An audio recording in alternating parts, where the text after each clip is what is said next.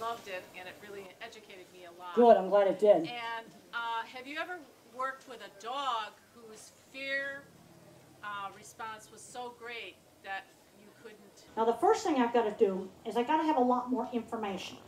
I find that when people ask, you know, either animal behavior questions or maybe a problem with an autistic child, they'll say, oh, my kid is a behavior issue in the classroom. Well, is he giggling inappropriately or is he hitting the teacher? How I might deal with that might be very different. Okay, it's the high fear dog. Okay, now I've got to find out, what does it do? When does it have a fear reaction?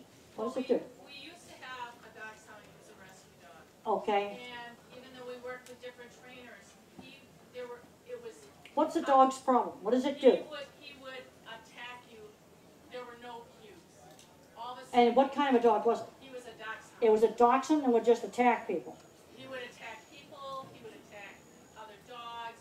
He would even after having him for 6 years, when we try to help stop his behavior or try to calm him down, he would even attack us. Well, a lot of rescue, this is a dachshund that just attacks everybody. First of all, it's a rescue, and a lot of rescues have been abused. And abused animals can really be traumatized. Now, the other thing that I want to look at in abused animals, and even in people too, is whether there's head trauma. Because you can get head trauma, and you can get rage that comes almost like an epileptic seizure. And if the rage comes in like a switch, like the dog is wagging his tail one minute and the next minute it's bit you really hard, really, really hard, that might be a psychomotor seizure. And the dog was beat up enough over the head, it could have that. And that has to be treated with epilepsy drugs. Or the dog is just been so traumatized that it's just scared, and then the nervous system's hypervigilant, and it's any little danger, any little rapid movement, it's reacting to it. Well, there's been research done by the National Institutes of Health. If you basically abuse animals when they're very young, upregulates the nervous system, or if the mom is abused when she's pregnant, the nervous system gets upregulated and hypervigilant. There's some rather not nice experiments that were done with rats to basically show how bad it is. Let's say that the husband's beating the wife up while she's pregnant and torturing her. That upregulates the baby's nervous system to where it's hypervigilant. Kids that are born in war zones get that way. Okay, I think we're going to do about, how much time is it, by the way? It's 5 minutes to 2. Oh, we're going to go at least till 2. Okay, right there. It's getting cooler, too, which is nice. Okay, right there. The poultry industry. We talked about the livestock industry and how changes have been made. Are we seeing similar changes made in the poultry industry? One of my big concerns, animal agriculture, and I talk about this book, and I got a few flyers on improving animal welfare, a practical approach, is what I call biological system overload. We breed an animal and make it grow faster and faster. We make it give more and more milk. Chickens grow really fast, and then you get leg problems. The biological system gets overloaded. And when I first got involved with chickens 10 years ago, they had a horrible amount of leg problems. And they've actually cleared some of that up now. But they had to start measuring it. I was one of the first people to introduce gait scoring or lameness scoring for chickens. Where you go in the chicken barn and you walk chickens around and see how well they can walk. They had a lot of broken wings, just rough handling. And we started counting the broken wings. They thought 5 or 6% broken wings was normal. It's now down to less than 1%. You see, that was a case of bad becoming normal. They didn't think they could get it, that low down. They would just, pay processing, handling crews on how fast you can load chickens. They're going to just beat them all up. You measure a lot of the same things. So lameness is measurable, dirtiness, ammonia levels in buildings. Some of it's gotten better. Some of it's gotten better. There's a lot of difference between chicken companies. There were some very big surveys done over in England, and big difference between producer on the condition of the birds. And one of the big things is management of the litter. Are you ventilating the building enough to keep it dry?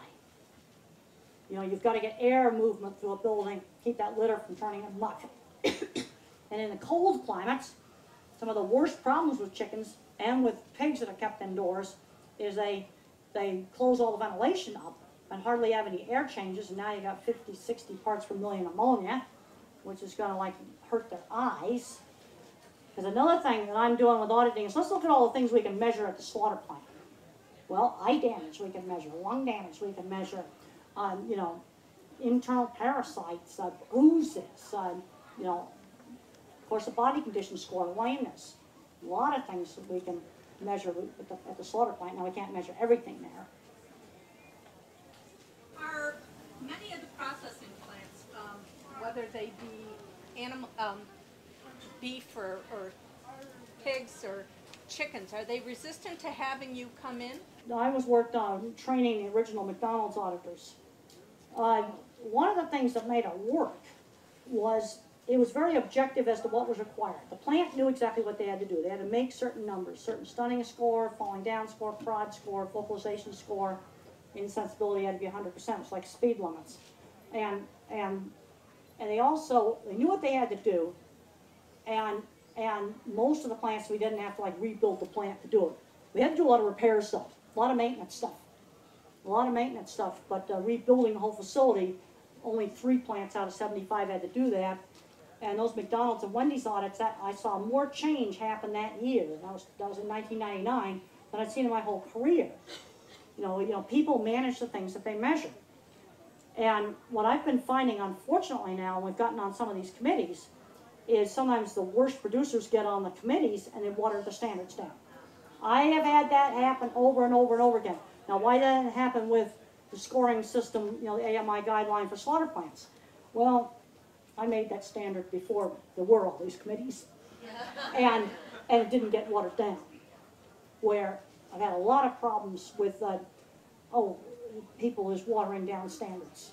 And it's somebody that specializes in, I'm going to call the garbage end of the market, and they, you know, they're a member of the trade association, and that waters it down. That happened with the pork board and their swap program. The original swap program was wonderful. It had body condition score, it had lameness, it had coat condition, it had lesions. It was really wonderful. Well, the bad producers watered it all down. Same thing happened with the chicken council.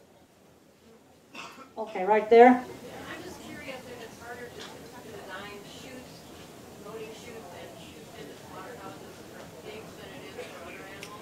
Pigs can be somewhat times more difficult to handle than the cattle. And cattle and sheep will line up in single file very, very readily. These are animals that out in the, you know, in the pasture will walk in single file. And a lot of the systems now, the small plants just use group stunning, where you just bring them into a little pen, you don't make them line up in chutes. And that can be done well, but it can also be done badly. We've got to make sure that our little local slaughter plants that you're using don't have some horror show going on in them. Because, okay, McDonald's and Wendy's and Burger King and all of that got installed, and then, you know, the natural, like Whole Foods and the natural people started coming in, teaching them how to do those audits. Well, we walked into some messes in the big plants when we first started, and one of those had to be delisted for 2 years, taken off the approved supplier list, and a bunch of others had to be suspended. 3 plant managers had to be fired. We also walked into some real horror shows in some of the little plants. And the thing that I have found about small plants, slaughterhouses, is they're either really nice or they're awful. They don't tend to be in between because it's so dependent upon the personality of that owner.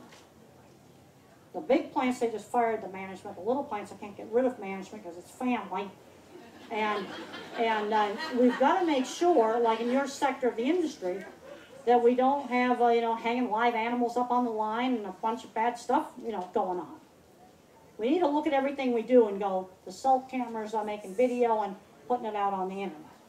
I think we'll do one more question. How about right here? How important is eye contact and being at the same physical level? Obviously smaller animals and interacting. Well, animals are very, very sensitive to eye contact. The eyes are a threat. Now, I don't like a cat walks up above where you're over the top of animals. That's not good. Now, obviously, handling sheep, you can't always, get down with them. I think it's, people need to understand flight zone principles, point of balance principles. Okay, you got kind of like the shoulder here. If you're in front of the shoulder, they go backwards. If you're behind the shoulder, they go forward. What you don't want to do is stand to the head and poke the butt. People do that all the time. Now, another little handy thing is, let's just say that this is the entrance to your squeeze chute. A simple thing you can do, it's hard to, well, let's say this is the entrance of the squeeze chute. I can just walk forward and walk back quickly like that. And when I cross the shoulder, they're going to go forward. So I step forward and walk back quickly like this, right close to them, and your animals will tend to go forward. Now, if I just walk really slowly, they'll back up on me. But when I cross the shoulder line, they will tend to go forward. Now, why is the point of balance at the shoulder? It has to do with visual field. There's nothing magic about the shoulder, but in most livestock, especially when you're working in real close to them, the balance line usually is at the shoulder. And I have diagrams of that in my humane livestock handling book. Okay, I think we'll do one more question, and then we're going to go do books signings before rain comes and blows all the tents away. So just Okay. my question is just to follow up on what you were explaining there. So if you've got a squeeze chute that's here, and your alley going into it is here, you got a gate here and a holding pen. Okay. If you've got somebody at the gate, you slam it, I'm explaining mine, and then somebody walks up alongside the shoulder while they're going into the squeeze chute. What seems to really work, now that's better than the worst thing you could do is stand at the head and poke the button. That's actually the worst thing you can do. And sometimes standing behind the shoulder, patting them makes them go in. But if you got one that's kind of stubborn, what I have found the secret to getting rid of electric prodders and things like that, I kind of stand back out of his flight zone, and then I just step forward, I'll walk back by him, just about like that. And I have videos of this. If you go on YouTube and you type in Temple Grandin cattle, I actually have a YouTube video on handling cattle in chutes, and that's demonstrated on one of them. The first one that comes up is about the distractions and putting solid sides up. And solid sides especially work where you have a lot of distractions around the facility, and cars on the highway, a lot of people walking by.